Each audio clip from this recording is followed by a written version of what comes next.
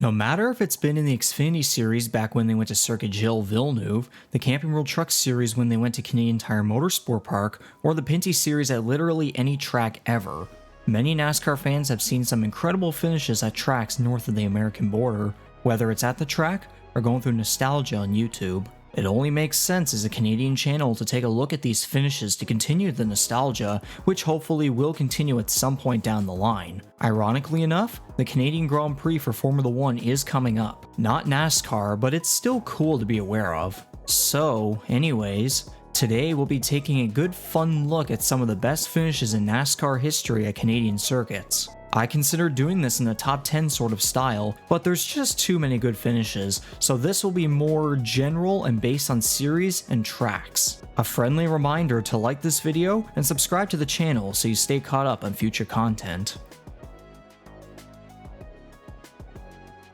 It only makes sense to me to start with the 2013 Chevrolet Silverado 250 at Canadian Tire Motorsport Park. After NASCAR and Circuit Gilles Villeneuve couldn't negotiate a new deal to continue the nationwide series at the circuit, a swap was made to send the Truck Series to Motorsport beginning on Labor Day weekend in 2013. Defending Truck Series champion James Busch qualified on pole for the inaugural race, which was the first time since 2000 that the Truck Series had raced on a road course. With 3 Canadians, all having Pinty Series experience, the green flag waved for Busch.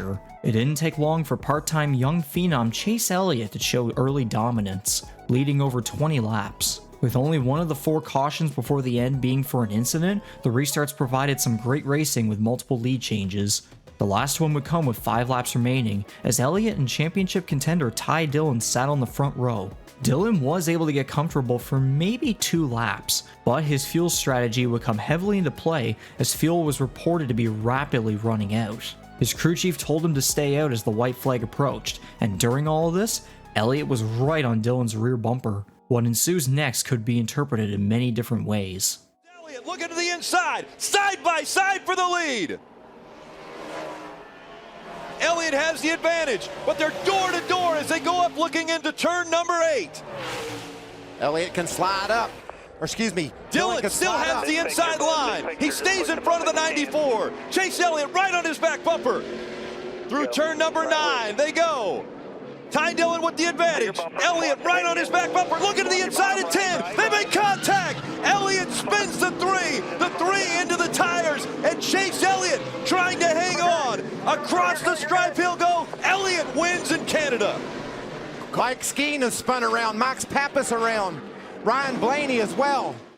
Elliott would score his first career Truck Series victory in only his 6th career start. Ty Dillon finished 17th and was understandably upset, poking his head into Elliott's truck and having some form of a totally peaceful conversation. To confirm, the tempers weren't just there, as each of Elliott's and Dillon's pit crews almost got into a scuffle.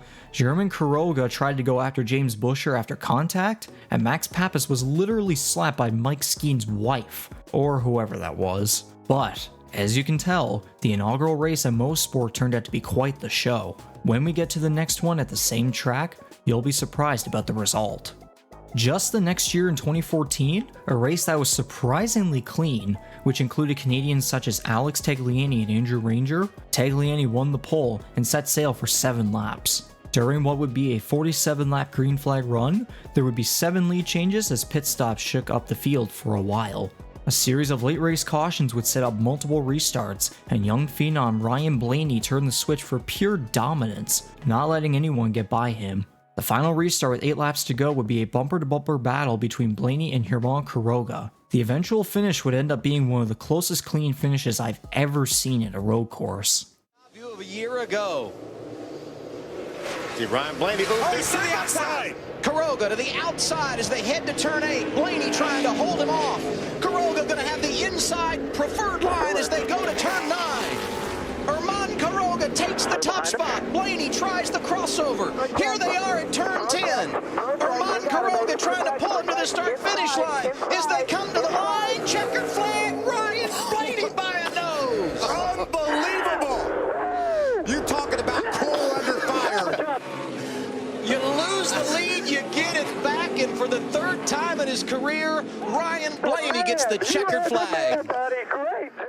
That's as close of a clean finish as you can get for a NASCAR road course race. After a 2015 race that had many lead changes but would end up having a somewhat lackluster finish, 2016 was the year where the switch was flipped for ultimate chaos. A very calm race for the most part with not many lead changes, the mayhem began after the last caution clock, I hate remembering that system, as the final 17 laps was filled with as much chaos as you could only imagine, and it had arguably the most memorable finish of them all at Canadian Tire Motorsport Park. John Hunter Nemechek can get there. Onto the bridge, coming to turn 8. Nemechek right on the bumper of Cole Custer. Custer getting through. Here they come through turn 9. Nemechek gives him a little bump. Custer hanging on. Nemechek gets into it. John Hunter Nemechek and Cole Custer. They're wrecking and spinning, coming to the line. Who is it going to be? Side by side through the grass. I think it looked like Nemechek to me, but I'm not sure.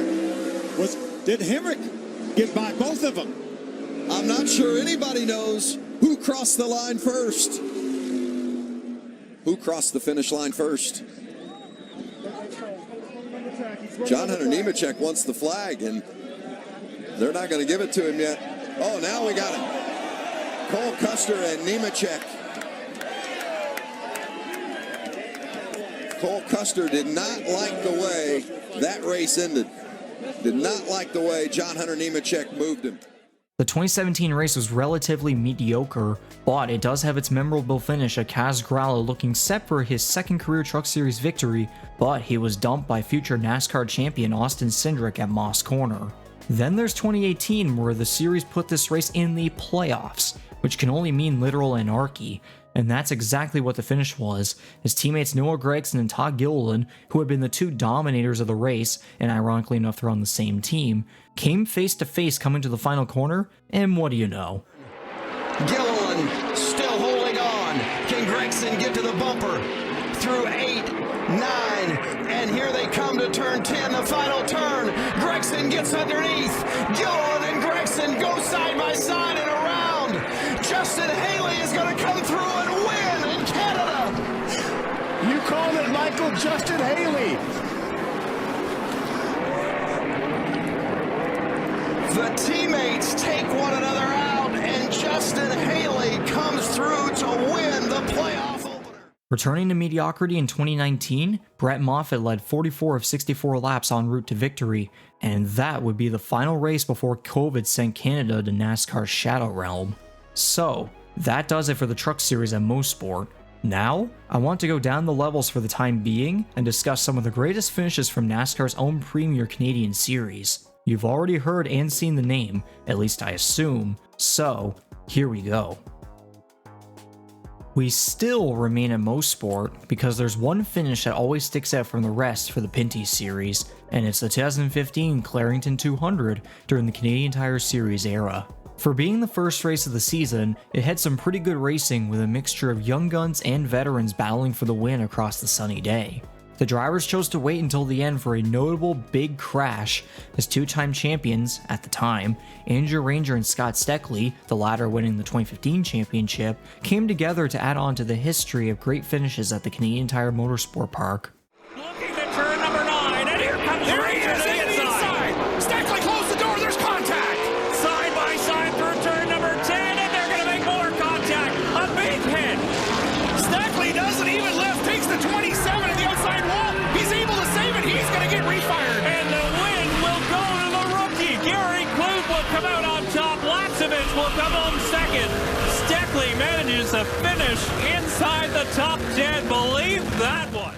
For tracks besides Motorsport, right off the bat, Riverside International Speedway in Antigonish, Nova Scotia comes to mind, my closest NASCAR track before the series' departure from the track. There are two finishes that are most notable to me. First up for the Bumper to Bumper 300 is 2017, a crazy race with at least 4 drivers in contention for the win and many big cautions throughout the day. Originally, this race was supposed to be on a Saturday night, but Mother Nature swapped it to Sunday, and of course, in most cases, rain delays mean turmoil. This race was just that. Within the final 28 laps, full-time sophomores Kevin Lacroix and Alex Labbe were bumper to bumper as the white flag approached, and what happened in the final corner would only lead to more carnage. Literally. Here at Riverside Speedway, and Lacroix got loose. Very loose out of turn number 2. Here goes LeBay to the inside. Oh, Lacroix up the racetrack. Contact.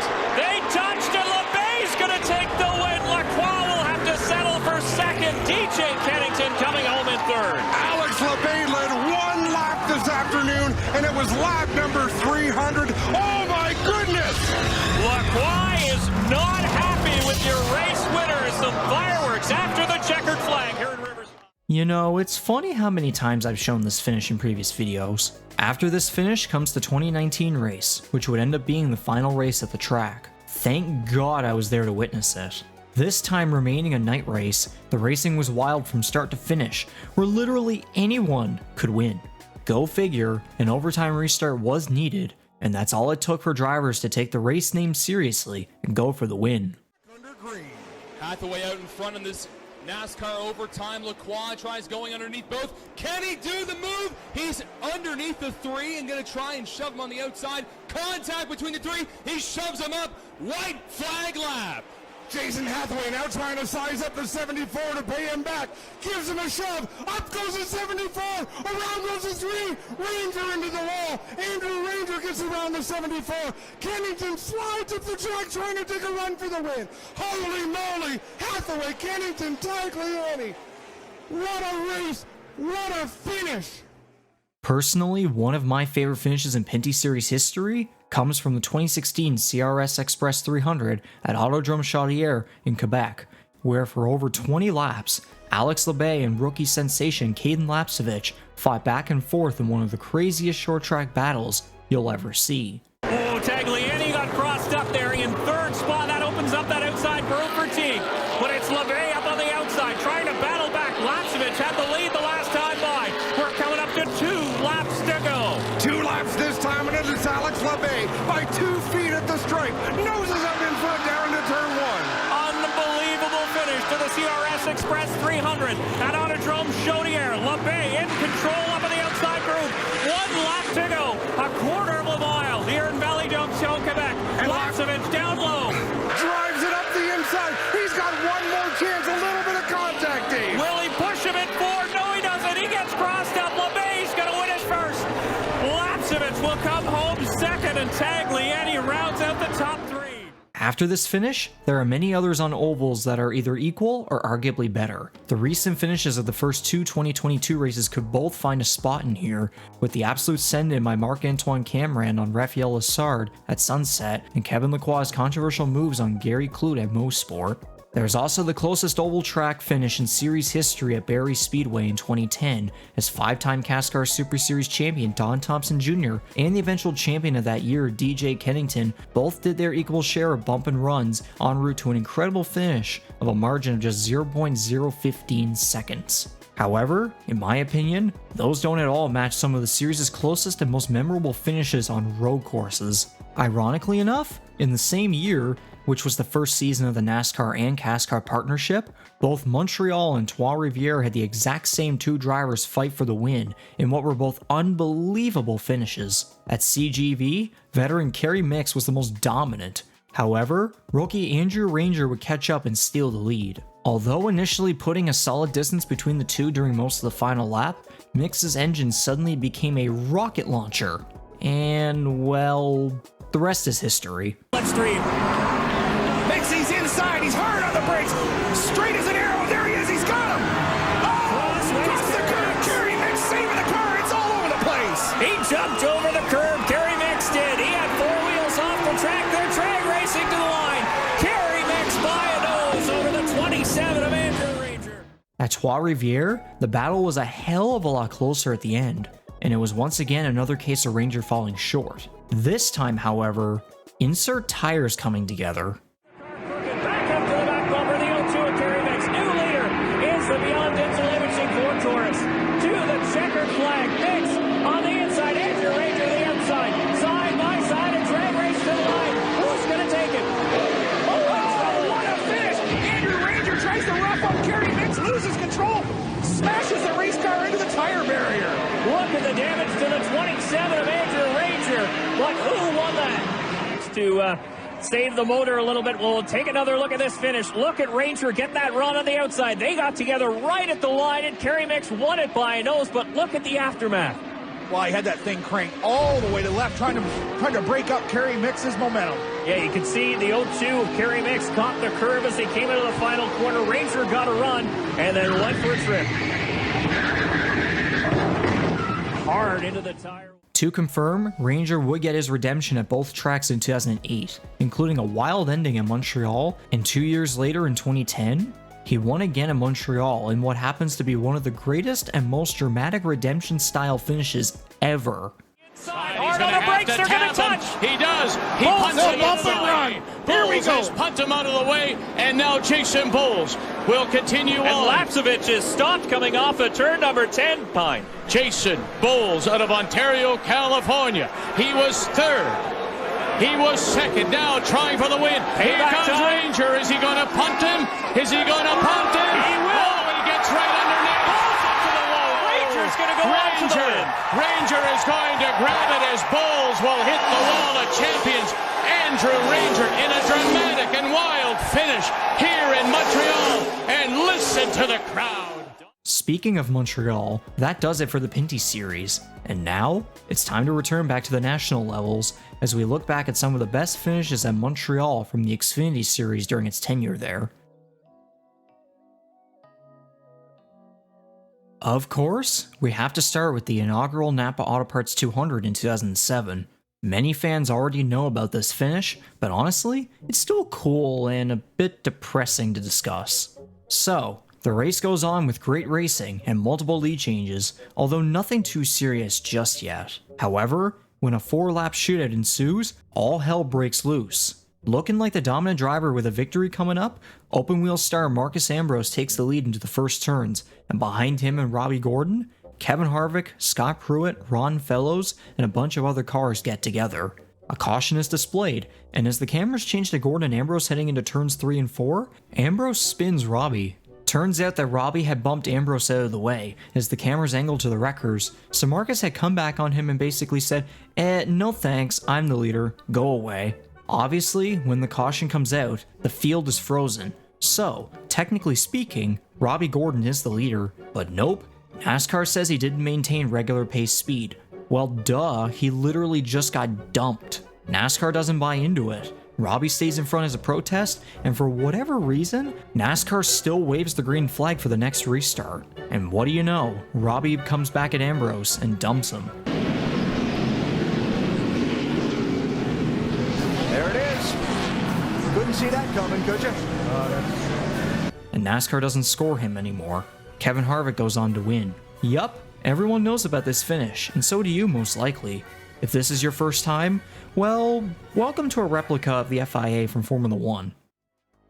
From this point onward, it's a series of wild finishes across the tenure in Montreal. In 2009, after coming close to redemption in 2008 but being hit by a speeding penalty before a rain delay that gave Ron Fellows the win, Marcus Ambrose looked to have the win in hand with a staggering 60 laps led in what was originally a 74-lap race, but it had to be extended as the race couldn't for the love of God stay green within the final 20-ish laps. Ambrose still showed the speed he needed for victory, but a guy by the name of Carl Edwards, cousin Carl, crept into the scene, and a piece of the track called the curb chose to be pure evil to Ambrose. You're going first. Here he comes into 13. Well, Carl Edwards is doing everything he can right here. And Marcus! Big time curve. Here comes It's going to cost him. Edwards. No! Can you believe this? Carl Edwards gets around him. Marcus makes one mistake all day, and it's going to cost him the win. The last lap hits the ripple strips, goes airborne, and loses the race all by himself.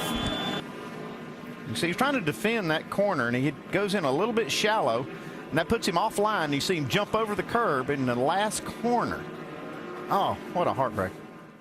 Chaos returned in 2010 as over half the field ran into some form of a problem, and not a single driver could stay dominant. Marcus Ambrose led 25 of the first 40 laps before eventually DNFing with an electrical problem. Carl Edwards led 29 laps and seemed to have the speed for victory, but had to go to the garage with 9 laps remaining after breaking a track bar mount.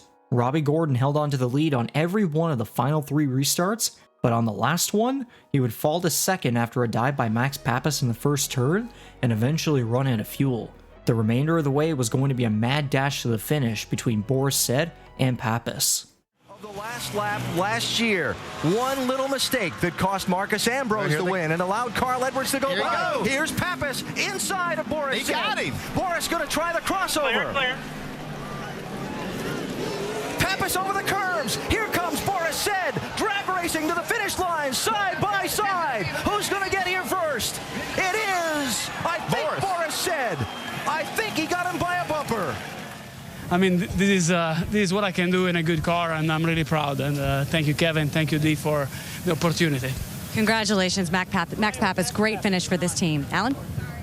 Well, there it is, right side of the screen. Papis 33, Boris Said in the 09. Their fantastic fight for the win, coming right down to the finish line. The final Napa Auto Parts 200 was everything you could ask for in a NASCAR road course race. Many drivers contending for the win, Danica Patrick looking to make history as a female driver, although having a potential win be ruined by a freaking shoe of all things, and many cautions that just wouldn't stop coming out. After years of failing to get the job done, Formula 1 driver Jacques Villeneuve hoped that this would finally be his shot for glory after close battles with drivers such as Sam Hornish Jr. and Elliott Sadler. There was finally a restart where the field made it back to the white flag, and Villeneuve had only one lap to get the job done. But man, the racing gods just love to sip fuel away from dominant cars. Jacques' best finish when he drove F1, second in 96. His best finish in the Nationwide Series, third. Does he have enough fuel to get a win here? Allgaier's all over him. He's out of fuel. He's out of fuel. Allgaier gets around. Here comes Hornish and Sadler right behind. It was next to impossible to think they could stretch it that far. Now it's going to be a matter of whether Sam Hornish can close on Allgaier before they get to turn 10, because that's the last really good passing zone. Into turn 13, it's Allgaier, Hornish, Villeneuve. Sliding, he hits the wall. Allgaier brushes the wall, but it looks like he's going to have enough, and he's going to win. Hit me, baby! Woo! Yeah, that's what I'm talking about. That is what I'm... His third Nationwide Series win, first on the road course. It would have been a great, interesting story, but it appears as though that Jacques not very happy. Well, there you go. Those are only some of the best finishes during NASCAR's runs on Canadian tracks, whether it's one of the top national series, or the Pinty series at Motorsport, Montreal, or some of the underrated ovals across the country. There are many other great finishes that could have been brought up here, but these were by far the greatest in history. So, that's going to do it for this one. Got any thoughts? Leave them in the comments below, and don't forget to subscribe, click the notification bell, and give this a thumbs up. My name's Reekser, or Reeks for short, and thanks for watching. Have a good one.